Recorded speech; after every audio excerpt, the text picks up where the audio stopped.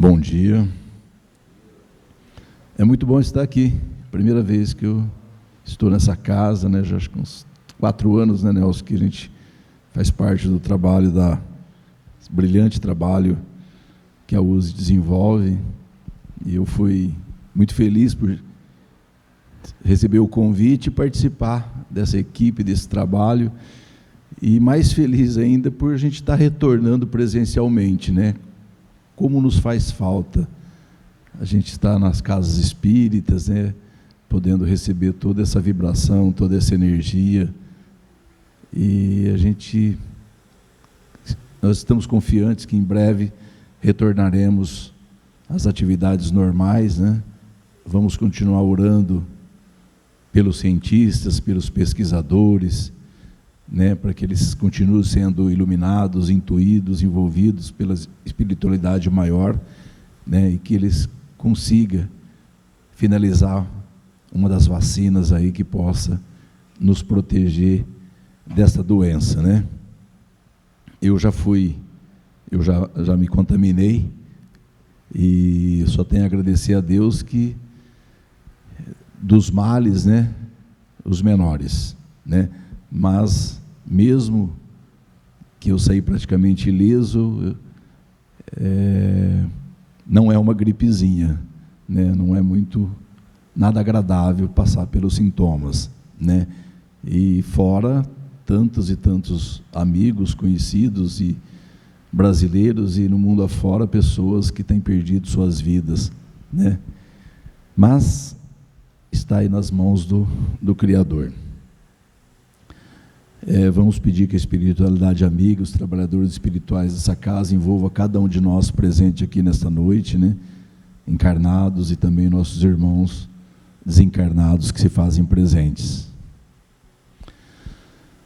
Um filho e seu pai caminhava entre as montanhas, quando de repente a criança cai, se machuca e grita, ai! Para sua surpresa, ele ouve sua voz se repetir em algum lugar das montanhas, ai! Curioso, ele pergunta, quem é você? E a voz responde, quem é você? Contrariado, ele grita, seu covarde. E a voz responde, seu covarde. Então ele se vira para o pai e pergunta, o que é isso? O pai fala, filho, preste atenção. Então o homem vira para as montanhas e grita, eu admiro você. E a voz responde, eu admiro você. Novamente o homem grita, você é um campeão. E recebe como resposta, você é um campeão. O filho continua sem entender. Então o pai fala, olha, as pessoas chamam isso de eco, mas na verdade, isto é a vida. Ela lhe traz de volta tudo aquilo que você faz, tudo aquilo que você diz, tudo aquilo que você deseja de bom ou de ruim para os outros. Esse trecho faz parte de um livro chamado A Revolução dos Campeões, de um grande conferencista, Roberto Chinachica. E esse texto acaba denunciando aí sobre que tema nós iremos falar nesta manhã. Lei de ação e reação. Talvez seja o tema mais falado nas casas espíritas. E eu gosto muito do tema, porque entendendo um pouquinho da lei de ação e reação, simplifica tanto a nossa vida, dá para a gente entender uma série de coisas que muitas vezes a gente vinha questionando, por que que isso acontece comigo, por que que só acontece comigo, por que que não acontece com o outro, e assim por diante. Ao pé da letra, a lei de ação e reação é uma lei da física. Ela foi publicada em 1687 pelo físico Isaac Newton.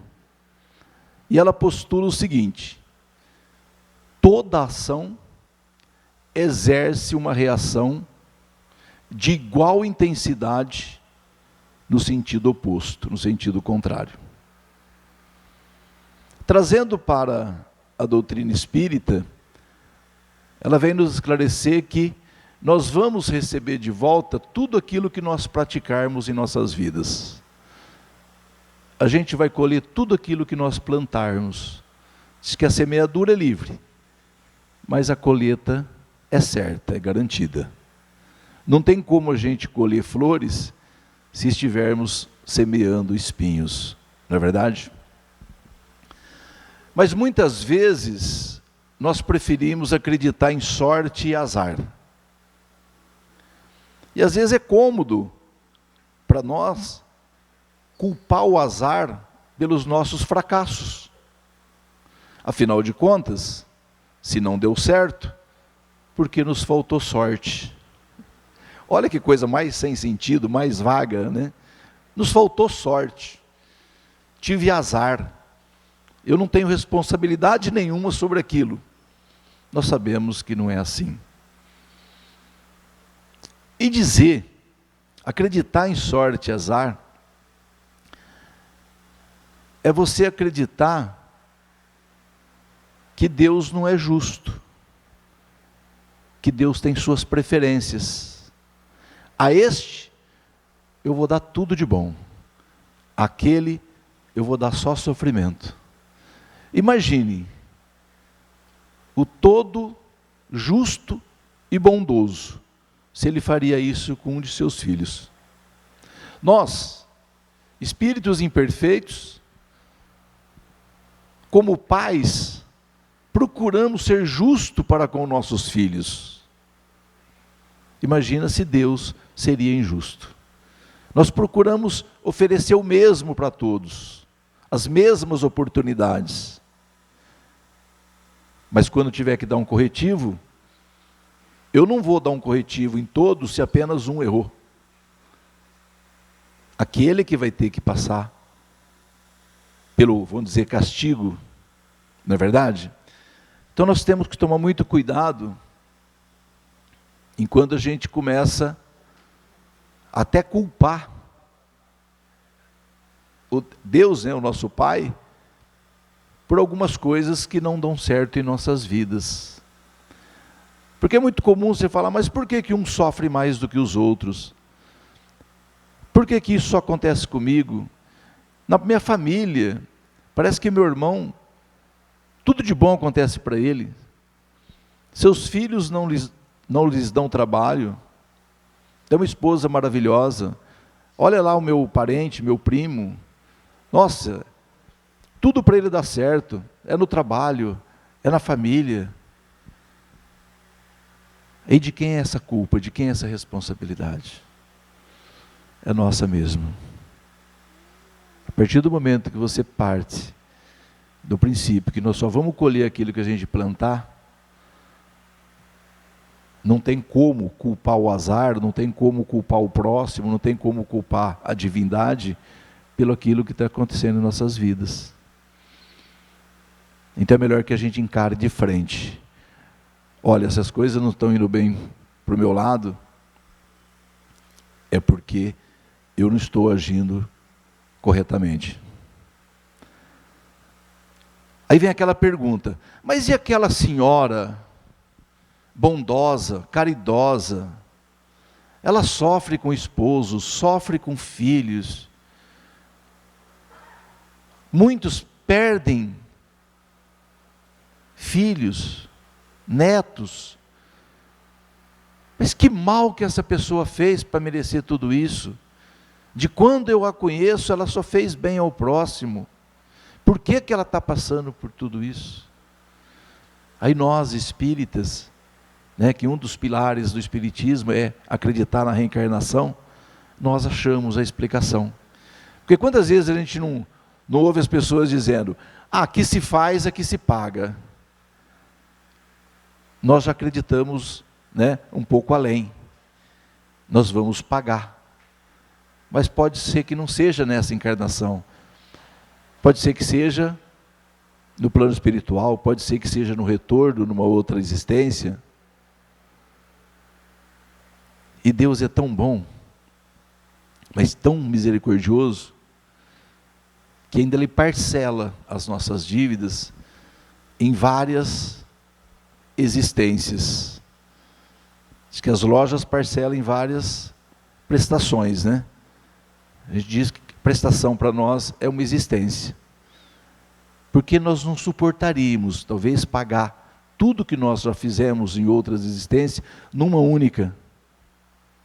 Por isso que Ele nos divide essa dívida.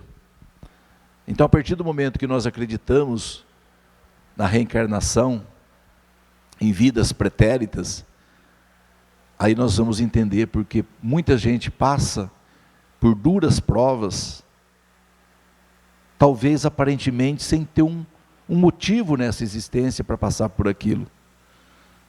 Mas com certeza lá atrás, sem dúvida alguma, né, ela cometeu atos que hoje ela tem que reparar. Aí chega aquela pessoa e fala assim: ah, entendi.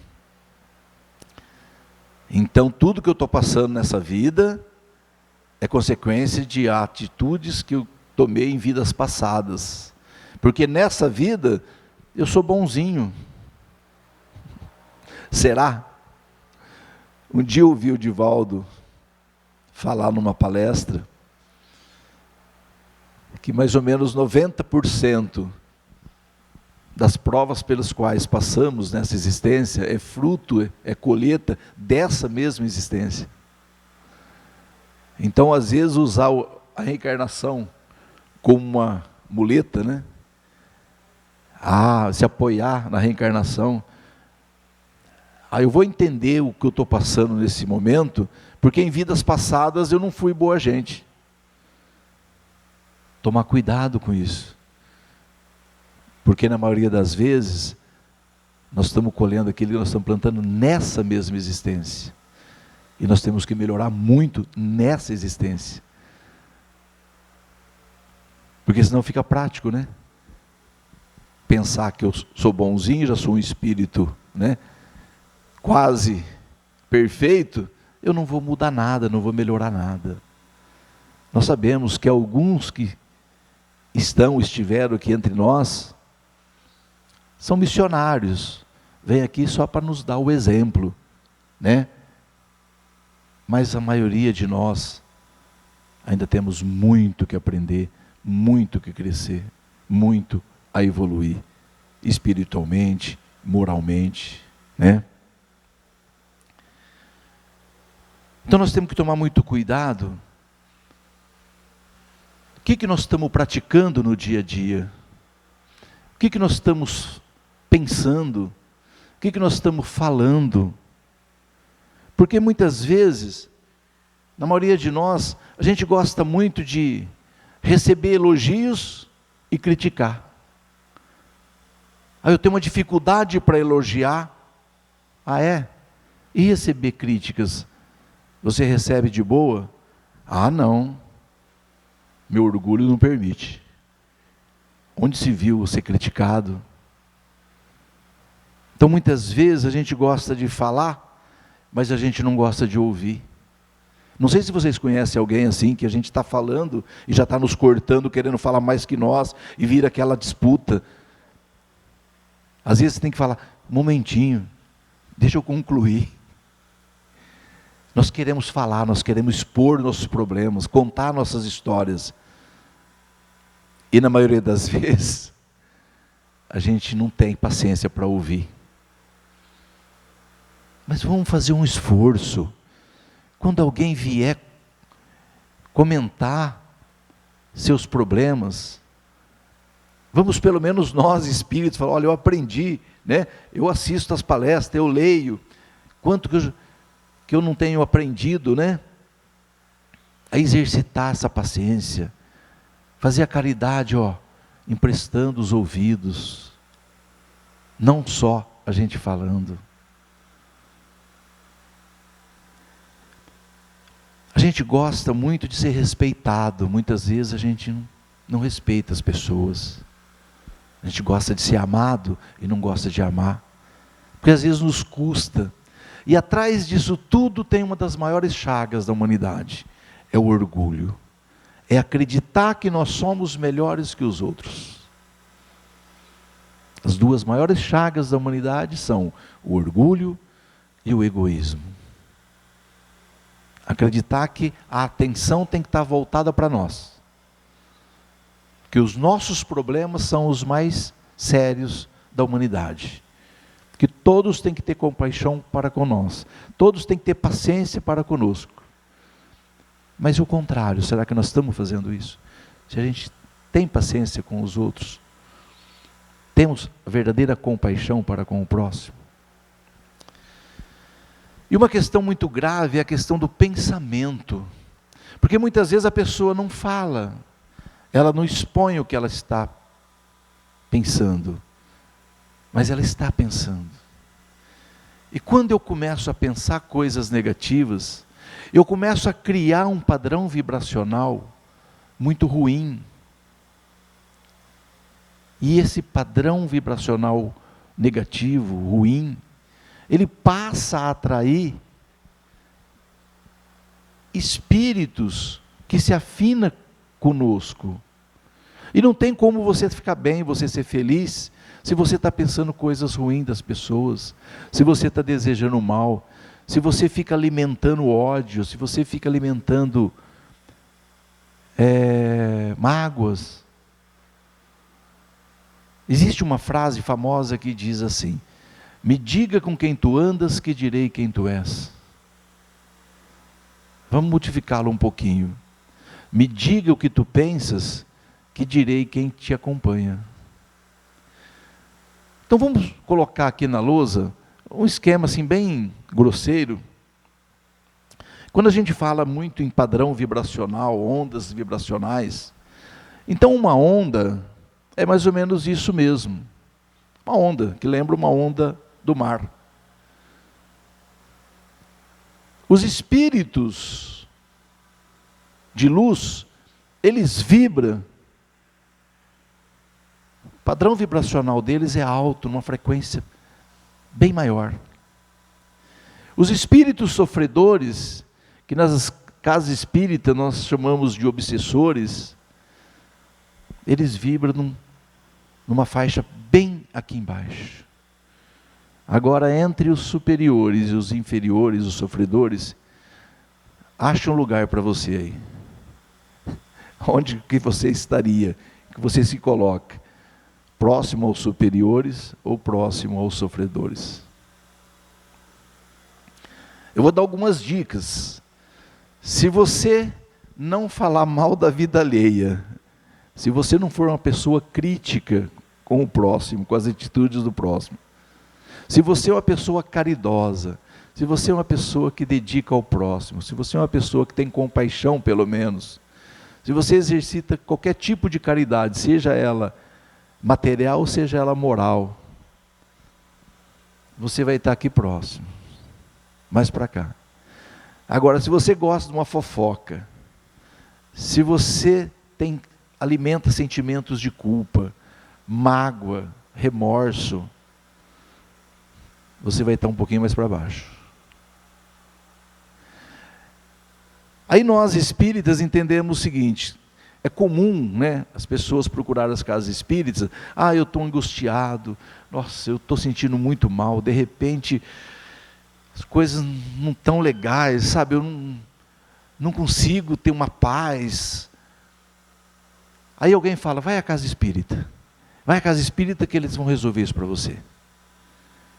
Aí vem até a casa espírita, recebe um atendimento, muitas vezes participa de um trabalho mediúnico, e ali alguns irmãozinhos sofredores da comunicação, os trabalhadores da casa faz todo aquele trabalho de encaminhá-los, né? E a pessoa sai dali e fala: realmente, fui à casa espírita, tiraram com a mão. Na verdade não foi com as mãos, foi com a mente, com as palavras, né? Que afastamos aqueles irmãozinhos sofredores daquela pessoa. Mas por que aqueles irmãos sofredores estavam afinados, conectados com aquela pessoa? Porque aquela pessoa estava vibrando na mesma faixa dele. Estavam entrelaçados. Aí a pessoa sai dali sentindo muito bem. No outro dia ele está bem. Passa 2, 3 dias, está sentindo as mesmas coisas, os mesmos sintomas. Mas na casa espírita, geralmente, é passada uma orientação para essa pessoa. Olha, você precisa melhorar seu padrão vibracional. Participa um pouco das atividades da casa, não vem aqui só assistir a palestra, não vem tomar só o passe, venha participar, fazer bem ao próximo, muda algumas coisas, né, no seu comportamento. Se ela fizer isso, o que vai acontecer? Ela passa a vibrar num padrão um pouco acima, ela se distancia daqueles irmãos sofredores, e aí ela tem até pelo dever orar por eles. Ele não vai conectar, ele vai ficar bem. Esse aí é a orientação médica. Olha, você toma esse medicamento, mas você faz repouso. Você está com um problema ortopédico, mas você não vai sair fazendo loucura por aí. Ah, eu estou com um problema no joelho e tal. Você não vai tomar o remédio anti-inflamatório e vai jogar futebol. Você não vai sarar do seu joelho. Então, o que nós fazemos muitas vezes é isso. A gente vem, a gente é atendido e a gente continua praticando as mesmas coisas que nos levaram a atrair os obsessores, os irmãozinhos sofredores. Eu fazia uma palestra com o nome de gratidão. E nós temos que agradecer a tudo, a todos, inclusive os nossos obsessores. Nossa, mas por que agradecer nossos obsessores se eles nos querem mal? Será que eles nos querem mal? Quem é a vítima? Será nós ou eles que foram vítimas, né, nossas em vidas pretéritas? Talvez não tenha nada a ver. Talvez ele está conectado com nós simplesmente por estar vibrando na mesma faixa. Nos identificou. Ah, o Adilson gosta de ficar vendo esses filmes, né? Filme de terror, filme pornográfico, ele gosta de frequentar esses lugares. Meu padrão vai cair e não vai faltar irmão sofredor que vibra na mesma faixa e que procura me levar cada vez mais para o buraco. Então agradecer aos obsessores, porque conhecendo isso, eu vou me esforçar para me desconectar dele. Nisso eu melhoro. Aí vai, mas e se ele melhorar também e vier atrás de nós? Que maravilha se ele melhorar também. Ele não vai mais nos obsediar, ele vai estar numa frequência mais elevada. Ele não vai mais desejar mal nenhum. Ele vai, aquele sentimento de vingança que às vezes, né, perdura aí, por séculos, ele vai começar a se desfazer. Então tomemos cuidado, não só com as nossas atitudes, mas também com os nossos pensamentos. Porque muitas vezes, aquilo que eu falei, não estamos falando coisas erradas, mas estamos pensando coisas negativas. Muitas vezes a gente chega no local de trabalho e começamos a pensar e reclamar. Reclamar do chefe, reclamar dos colegas, reclamar do ambiente. E de repente você vai criando uma psicosfera tão densa que a gente não consegue ficar ali mais. Aí você chega em casa e reclama, fala, nossa, a coisa hoje lá estava pesada. Nossa, estava sentindo mal, uma coisa ruim. Ah, lógico, eu fui um dos que alimentei aquele meio. Eu fui funcionário público 23 anos. E acredito que muitos aqui são ou foram. Meu Deus, eu nunca vi alguém fazer um elogio lá dentro, ou para o chefe, ou para o governo, que são nossos patrões, né? Reclama de tudo, reclama do equipamento que nos oferece, reclama, né, dos colegas, reclama do chefe, que favoreceu mais esse do que aquele e tal. E a gente se esquece que antes de entrar ali, nós fizemos até promessa para passar no concurso público, acreditando que ali seria um emprego que nos daria estabilidade, daria segurança. Como nessa crise, né, essa pandemia toda, quem foram os menos prejudicados? Os funcionários públicos, porque o governo continua pagando seu salário em dia. enquanto muitos perderam seus empregos, tiveram redução de salário e uma série de problemas que gerou na vida particular de muitos, não só no Brasil, como no mundo afora. Mas a gente prefere reclamar, né? A chamada ingratidão, cada vez mais, vamos reclamar. Quem sabe as coisas melhoram. Não melhora, só piora. Vou dar uma receitinha de bolo para vocês. Agradeça. Aprenda a agradecer.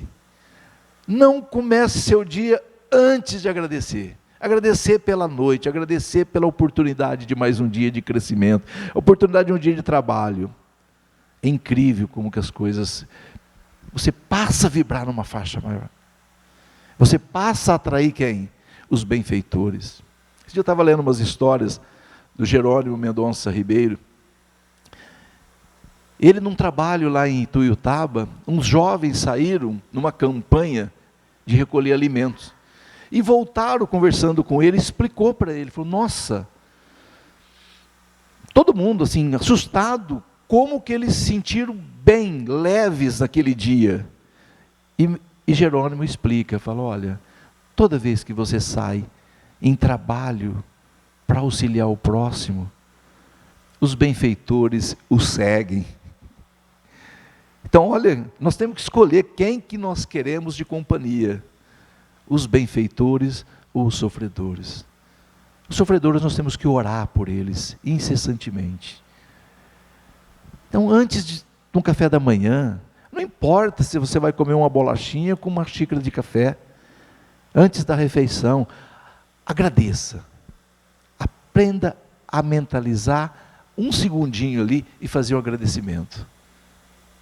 Isso é o caminho mais curto para a conexão com os irmãos benfeitores. Aí muitas vezes fala assim, olha, a gente vai à casa espírita, né? Ou no templo, seja de qual religião, católica, evangélica, né? Parece que a gente sente bem lá dentro. Com certeza. Primeiro que, né, nos templos, nas casas espíritas, existe, seja lá qual seita, qual religião, existe os benfeitores, desde que ela sempre, né, está voltada para o bem ou próximo, logicamente atrai os benfeitores, então a gente está, né, imantado por eles. Aí todo mundo é educado, todo mundo é gentil, né? Pena que a hora que a gente sai ali na rua, a gente não tem o mesmo comportamento. Principalmente no trânsito, né? Você entra no carro, sai, aí o infeliz faz uma barbeiragem aí na esquina, você já esquece tudo e já xinga, gesticula, né? Aí falou, então seria bom a gente morar nas casas espíritas, né? Vamos começar a construir apartamentos, né? Ao redor ou acima das casas espíritas e ficar ali. Aí a gente melhora, a gente, pelo menos ali dentro a gente finge que é bom, e se a gente vai fingindo que é bom, uma hora a gente fica bom. Você tem que começar assim, é que nem fazer caridade. Se você começar, mesmo não fazendo com amor, não importa, comece fazendo. Comece, leve uma cesta básica, ou leve alguma coisa que você tem, faça uma caridade, né? Comece fazendo a caridade material, faz uma vez, duas, três, daqui a pouco você vai lá entregar, daqui a pouco você está fazendo parte do trabalho da casa, você está indo lá na comunidade carente, aí você já começa a sentir compaixão por aquelas pessoas. A hora que você menos espera, você está fazendo aquilo com amor. Comece, né? Vamos exercitar. Nós temos que fingir que somos bons, mas a vida toda. Porque a gente finge que é bom em alguns momentos. Olha só, os jovens, né? Ou até pessoas mais velhas que estão à procura de relacionamentos. A gente sempre fala assim, hoje está na moda se conhecer pelas redes sociais. Aí eu duvido que uma mulher vai pegar aquela foto dela toda descabelada, que ela estava ali lavando roupa, ou estava ali na pia, né? Eu vou fazer uma selfie aqui, vou mandar para aquele rapaz, né, que tem interesse em me conhecer. O que a gente faz? Vai escolher a melhor foto, né? Vai se maquiar, no caso das mulheres, né? botar uma roupa bonita e vai postar aquela foto. Aí vai no primeiro encontro, marcou o primeiro encontro, vamos lá. Como que acontece esse primeiro encontro? Vou pegar essa blusa mesmo. Não vou nem passar batom. De qualquer jeito, a pessoa, o importante, né, é a beleza interior. É assim que acontece? Acho que não. Perfume, tem lá 3, 4 perfumes. Nossa, será que esse vai agradar? Não, eu acho que esse é muito forte, eu vou pegar aquele. Aquela preocupação em agradar o outro. Muito bem, foi lá, se encontrou, se conheceram, deu certo, houve afinidade. E aí resolve se casar. Aí se casa e vai continuar a vida toda, desse jeito. Eu vou me vestir bem para o meu esposo, ou ele vou me vestir bem para a minha esposa, eu vou escolher, vou ver qual perfume ela gostaria que eu saísse hoje com ela, ou qual perfume, né, que ela gostaria, ou ele, né, e assim por diante. Infelizmente não, a gente fingiu num primeiro momento, e depois cai no relaxo. Não tem como dar certo. Aí vai começar a olhar a esposa do amigo. Nossa, ela é tão caprichosa, tão cheirosa. Ou ela, a mesma coisa do esposo. Você está com a esposa aqui, você está com o seu esposo aqui. Então, finge então que você é, né, caprichoso a vida toda. Você vai ver que a chance de dar certo é muito maior. Até um dia um amigo fez uma colocação na palestra, né, falando do perfume, ele falou, depois não toma nem banho. Às vezes acontece isso. Vou vender meu banho hoje, vou tomar banho não. Hoje choveu, não teve poeira e tal. Então nós temos que tomar cuidado com isso. Nós temos que fingir, já que é para fingir, finja a vida toda. Que vai chegar uma hora que aquilo lá já se incorporou em você, já virou um hábito bom, positivo. Não, eu vou arrumar um trabalho. Tem até orientações de como se comportar durante uma entrevista. Nossa, é uma educação, sim senhor, não senhor, mas qual que é, o que você deseja fazer?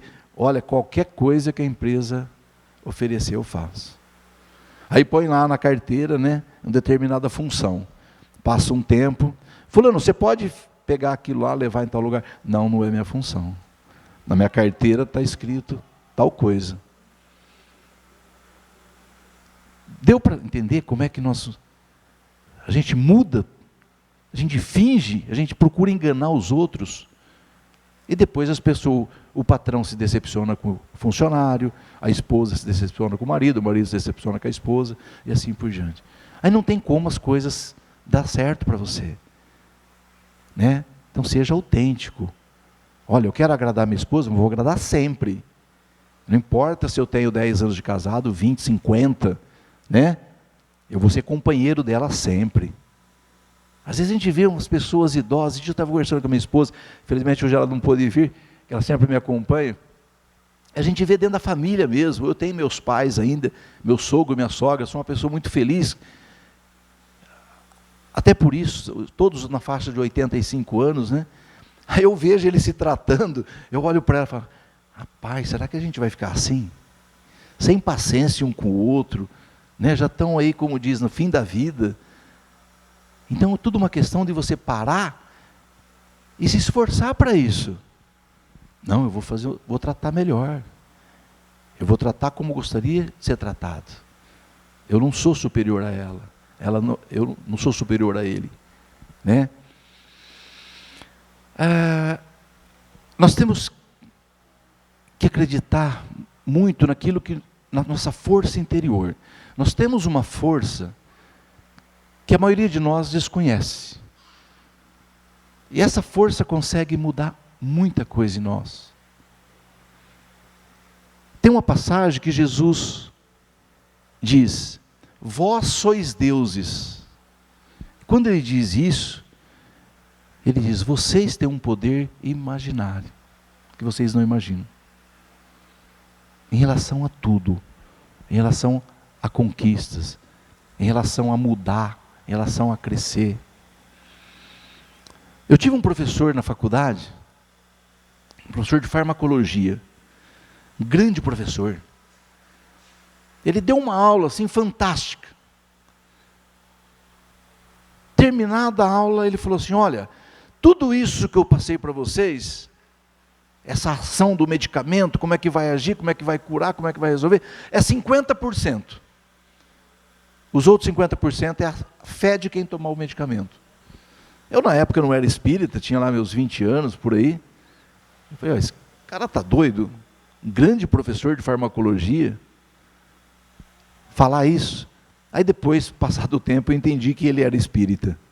Ele tinha um grande conhecimento, não só de farmacologia, como da doutrina espírita. Isso é verdade. Se eu tomar um remédio,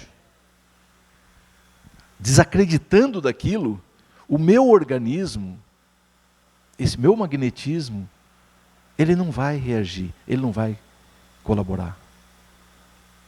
Então nós sabemos, nós espíritas, né, dessa força que nós temos, o poder que nós temos, não só às vezes para curar outra pessoa, ajudar na cura da outra pessoa, como a gente se curar. Aquela mulher que sofria de hemorragia e ninguém conseguia resolver o seu problema, ela fica sabendo que o mestre passaria por ali. E ela sai de casa com uma tamanha fé de que ela seria curada, que o mestre a curaria, que ela vai, passa pela multidão e toca em suas vestes apenas. E ele percebe e diz: quem me tocou? Ela fica até assustada. A princípio, ele vai achar ruim, né, que é minha ousadia em tocá-lo. Não. Ele vira e diz: mulher, a tua fé te curou. Olha que fantástico. É lógico que o magnetismo do mestre, né, é algo imensurável. Mas ele, mais do que ninguém, sabia disso, que se ela não tivesse tido a fé, ela não teria sido curada. E a sua hemorragia é curada no mesmo instante. Outra questão, para a gente ir finalizando, é um hábito que às vezes tem, lá em José Bonifácio tem isso, não sei se aqui em São José do Rio Preto tem, é da gente querer mudar os outros. A gente está convicto que nós estamos corretos, e a gente mudar as pessoas. Mais uma vez, quem manda a gente fazer isso é o nosso orgulho. Olha, Dilson, você é superior àquela pessoa. Ele tem que se render aos seus caprichos. Você está certo. Esse é o meu orgulho falando para mim. Ela que tem que mudar, não você.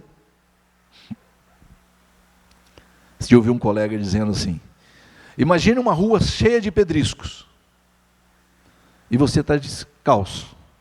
Aí você tem duas opções: ou você coloca um calçado, ou você reveste a rua toda com tapete.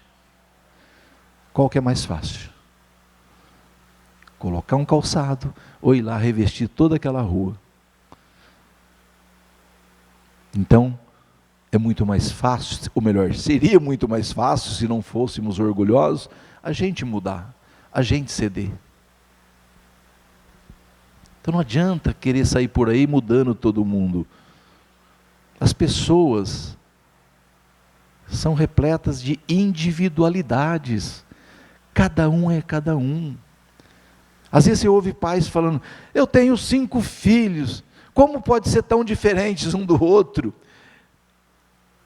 Todos têm meu sangue, nenhum puxou para mim. Nós sabemos que o sangue é o de menos, a genética é o de menos. É só para compor o corpo físico. São espíritos, né, com grau de evolução diferente.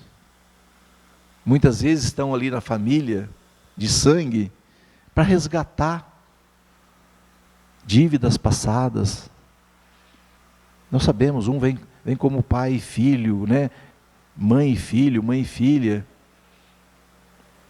para a gente poder amar o próximo. É comum você ver nas famílias isso.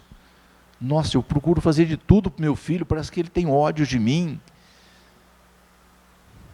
nós espíritas sabemos por quê. Vai saber que mal que eu não fiz para ele em vidas passadas. Ele traz, por mais que se coloca uma cortina, um véu do esquecimento, né, de vidas pretéritas, mas alguma coisa nós trazemos ainda. Então aquele, às vezes, ódio daquela pessoa, né, ainda que nos fez mal, a gente traz. E só a doutrina poderá explicar essas questões. Falando em mudar as pessoas, tem uma historinha que teria acontecido na China, onde o casal se ama, eles se casam, e era a tradição na época, na China, morarem com os pais do noivo. Olha o castigo dela, morar com a sogra. E aí ela continua amando o esposo continua amando ela, os dois se respeitam, se dão muito bem, mas ela com a sogra não tem acordo. A sogra critica constantemente, pega no pé, como diz. E vai chegando uma hora que vai ficando insustentável.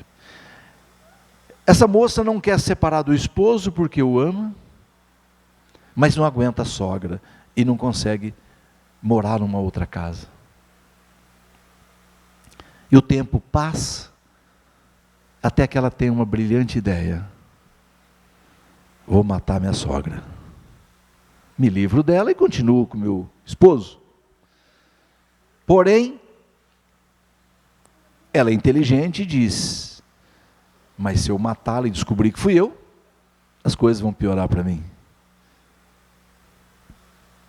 Aí ela procura um sábio.